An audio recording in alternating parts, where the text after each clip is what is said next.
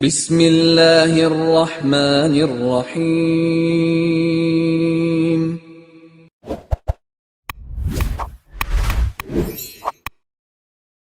السلام علیکم ورحمۃ اللہ وبرکاتہ۔ الحمد للہ وکفی وسلام علی عبادہ الذین اصطفی، اما بعد۔ حاضرین و ناظرین، یہ درس حدیث نمبر 436 ہے اور آج کا عنوان ہے مسجد میں کھانا کھانا جائز ہے۔ روایت سماعت کیجیے، ترجمے کے بعد تشریح کی جائے گی۔ بسم اللہ الرحمن الرحیم۔ عن عبد اللہ بن الحارث قال اکلنا مع رسول اللہ صلی اللہ علیہ وسلم شباء فی المسجد، رواہ الترمذی۔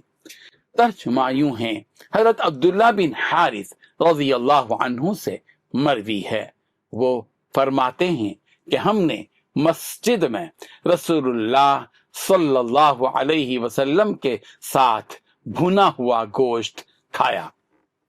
بزرگان محترم، اس حدیث سے نبی کریم صلی اللہ علیہ وسلم کی سادگی اور طبعی زندگی کا ایک اور پہلو سامنے آتا ہے۔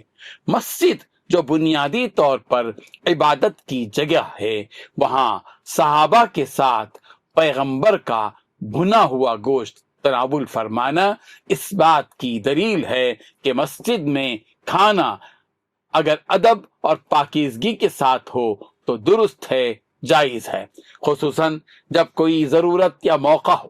یہ حدیث اس وہم کی بھی تردید کرتی ہے کہ مسجد میں کھانا پینا مطلقاً منع ہے، جیسا کہ لوگ سمجھتے ہیں۔ نبی کریم صلی اللہ علیہ وسلم کا یہ عمل واضح دلیل ہے کہ مسجد کو گندا کیے بغیر، مسجد کے آداب کا لحاظ رکھتے ہوئے احترام کے ساتھ کھانا کھایا جا سکتا ہے۔